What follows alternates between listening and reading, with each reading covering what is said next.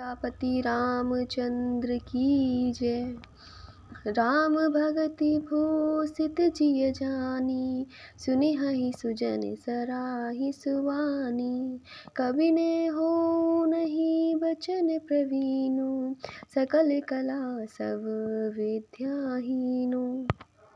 अर्थात सज्जन गण इस कथा को अपने जी में श्री राम जी की भक्ति से भूषित जानकर सुंदर वाणी से सराहना करते हुए सुनेंगे।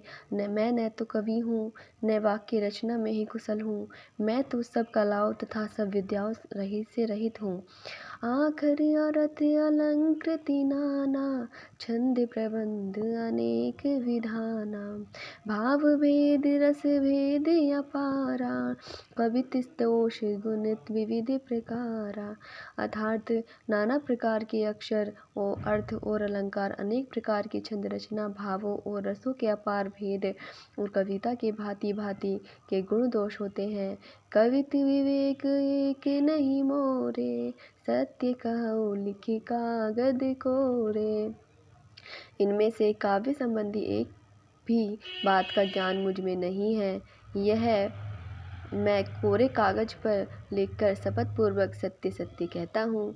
भनिति मोरी सब गुण रहित, विश्व विदित गुण एक।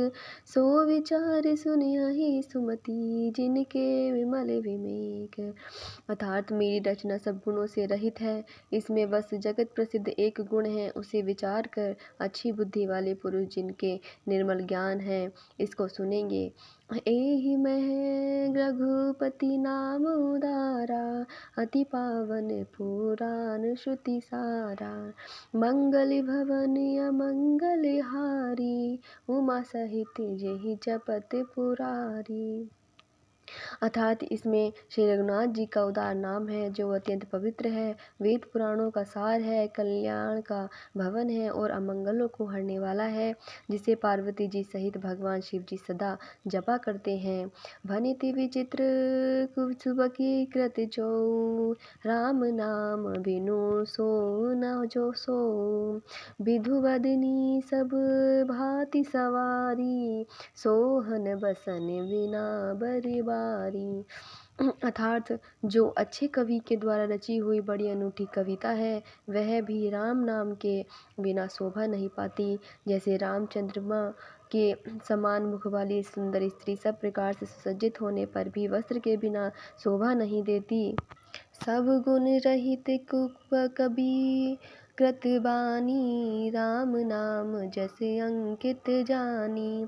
सादर कहि सुनहि बुधताही, मधुकर सरिस संत गुण ग्राही। अर्थात इसके विपरीत कवि की रची हुई सब गुणों से रहित कविता को भी राम के नाम एवं यश से अंकित जानकर बुद्धिमान लोग आदर पूर्वक कहते और सुनते हैं, क्योंकि सतजन भोरे की भांति गुण ही को ग्रहण करने वाले होते हैं। यद्यपि कवित रस एकहु नाम, राम प्रताप प्रकट एहि माही। सोई भरोसे मोरे मन आवा, केहि न सो संग बड़प्पन पावा।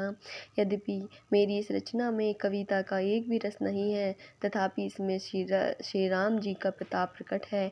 मेरे मन में यह एक भरोसा है, भले संग से भला किसने बड़प्पन नहीं पाया। धुमऊ तजई सहज करुआई, अगरु प्रसंग सुगंध बसाई। भनिति सदेश भदेश वस्तु भली भरनी, राम कथा जग मंगल करनी। धुआं भी अगर के संग से सुगंधित होकर अपने स्वाभाविक कुबड़ेपन को छोड़ देता है। मेरी कविता अवश्य भद्दी है, परंतु इसमें जगत का कल्याण करने वाली राम कथा रूपी उत्तम वस्तु का वर्णन किया गया है। इससे यह भी अच्छी ही समझी जाएगी। मंगल करनी कलीमल हरनि, तुलसी कथा रघुनाथ की। गतिकूल कविता सरित की, जो सरित पावन पाथ की। प्रभु सुजस संगति भनिति भली होई, सुजन मन भावनी। भव अंग भूति मसान की सुमिरत सुहावनी पावनी। तुलसीदास जी कहते हैं कि श्री रघुनाथ जी की कथा कल्याण करने वाली और कलयुग के पापों को हरने वाली है। मेरी इस भद्दी कविता रूपी नदी की चाल पवित्र जल वाली नदी गंगा जी की चाल की भांति टेढ़ी है। प्रभु श्री रघुनाथ जी के सुंदर यश के संग से यह कविता सुंदर तथा सज्जनों के मन को भाने वाली हो जाएगी। शमशान की अपवित्र राख भी महादेव जी के संग से सुहावनी लगती है और स्मरण करते ही पवित्र करने वाली होती है। प्रिय लागहि अति सुबहि ही मम भाने भनिति राम जस संग। दारु विचारु की करई को बंदिय मलय प्रसंग। अर्थात श्री राम जी के यश के संग से मेरी कविता सभी को अत्यंत प्रिय लगेगी। जैसे मलय पर्वत के संग से काष्ठ मात्र चंदन बनकर वंदनीय हो जाता है, फिर बयां कोई काठ की तुझता का विचार करता है। श्याम सुर विपै विशद अति गुणद करहि सब पान। गिरा ग्राम्य सिय राम जस गावहि सुनहि सुजान। अर्थात श्याम को काली होने पर भी उसका दूध उज्जवल और बहुत गुणकारी होता है, यही समझकर सब लोग उसे पीते हैं। इसी तरह गवारू भाषा में होने पर भी श्री राम सीता जी के यश को बुद्धिमान लोग बड़े चाव से गाते और सुनते हैं। श्याम सुर विपै विशद अति गुणद न करई सब पान। गिरा ग्राम्य सिय राम जस गावहि सुनहि सुजान। श्याम को काली होने पर भी उसका दूध उज्जवल और बहुत गुणकारी होता है, यही सोचकर सब लोग उसे पीते हैं। इसी तरह गवारू भाषा में होने पर भी यही समझकर सब लोग उसे पीते हैं। इसी तरह गवारू भाषा में होने पर भी श्री राम सीता जी के यश को बुद्धिमान लोग बड़े चाव से गाते और सुनते हैं। मणि मानिक मुकुता छवि जैसी अहि गिरि गज सिर सोहन तैसी। नभ किरीट तरुणी तनु पाई लहै सकल शोभा दिखाई। मणि माणिक और मोती की जैसी सुंदर छवि है, वह सांप पर्वत और हाथी के मस्तक पर वैसी शोभा नहीं पाती। राजा के मुकुट और नवयुवती स्त्री के शरीर को पाकर ये सब अधिक शोभा को प्राप्त होते हैं। तैसे ही कबित बुद्धि कही उपजहि अनति अनति छवि लही। भक्ति हेतु विधि भवन बिहाई सुमिरत सारद आवति धाई। इस तरह बुद्धिमान लोग कहते हैं कि सुकवि की कविता भी उत्पन्न और कहीं जाती होती है और शोभा अन्यत्र कहीं पाती है। अर्थात कवि की वाणी से उत्पन्न हुई कविता वहाँ शोभा पाती है जहाँ उसका विचार प्रचार तथा उसमें कथित आदर्श का ग्रहण और अनुसरण होता है। कवि के स्मरण करते ही उसकी भक्ति के कारण सरस्वती जी ब्रह्म लोक को छोड़कर दौड़ी आती हैं।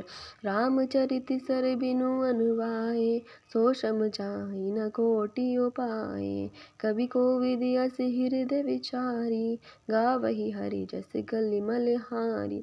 सरस्वती जी की दौड़ी आने की वह थकावट रामचरित रूपी सरोवर में उन्हें नहलाए बिना दूसरे करोड़ों उपायों से भी दूर नहीं होती। कवि और पंडित अपने हृदय में ऐसा विचार कर कलयुग के पापों को हरने वाले श्री हरि के यश की ही गान करते हैं।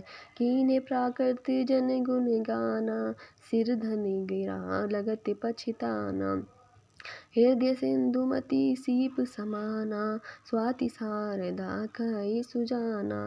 संसारी मनुष्य का गुणगान करने से सरस्वती जी सिर धुनकर पछताने लगती हैं कि मैं क्यों इसके बुलाने पर आई। बुद्धिमान लोग हृदय को समुद्र, बुद्धि को सीप और सरस्वती को स्वाति नक्षत्र के समान कहते हैं। जो बरसई बरे बारी विचारु होई कवित सुमुखता मनि चारु। अर्थात इसमें यदि श्रेष्ठ विचार रूपी जल बरसता है तो मुक्तामणि ही समान सुंदर कविता होती है। जुगति वेदी पुनि पोहाई रामचरित बरताग। पहिदाही सज्जन बिमल और शोभाति अनुराग।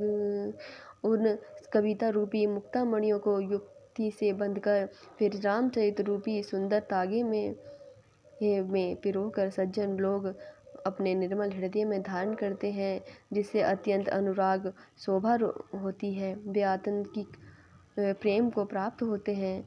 जे जन में कलिम काल कराला, कर तब बायस बेस मराला। जलत कुपंथ वेद मग छाड़े, कपट कलेवर कलिबल भाड़े। जो कलयुग में जन्मे हैं, जिनकी करनी को एक समान है और वेश हंस का सा है, जो वेद मार्ग को छोड़कर कुमार्ग पर चलते हैं, जो कपट की मूर्ति और कलयुग के पापों के भाड़े हैं। वंचक भगत कहाई राम के, किंकर कंचन को हरा काम के। तिन में प्रथम रेख जगे मोरी, धींग धर्म ध्वज धंधक धोरी। अर्थात श्री राम जी के भक्त कहलाकर लोगों को ठगते हैं, जो धन लोभ क्रोध और काम के गुलाम हैं, और जो धींगा धींगी करने वाले धर्म की झूठी ध्वजा फहराने वाले धम्बी और कपट के धंधों का बोझ ढोने वाले हैं। संसार के ऐसे लोगों में सबसे पहले मेरी गिनती है। जो मैं अपने अवगुण सब कहूँ, बाढ़ई कथा पार नहीं लहूँ।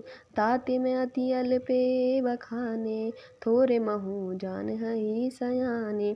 यदि मैं अपने सब अवगुणों को कहने लगूँ तो कथा बहुत बढ़ जाएगी और मैं पार नहीं लग पाऊँगा। इसमें मैंने बहुत कुछ अवगुणों का वर्णन किया, बुद्धिमान लोग थोड़े ही में ही समझ लेंगे। समुचित विधि विनती मोरी, वो कौन कथा सुनई देई खोरी। एते ऊपर कर हई जे आशंका, मोहित अधिक ते जड़ मति रंका। अर्थात मेरे अनेकों प्रकार की विनती को समझकर कोई भी इस कथा को सुनकर दोष नहीं देगा। इतने पर भी जो शंका करेंगे वो मुझसे भी अधिक मूर्ख हो और बुद्धि के। बोलो सिया रामचंद्र की जय, मेरे प्रभु राम जय सिया राम, मेरे हनुमान जय सिया राम। बोलो सियापति रामचंद्र की जय।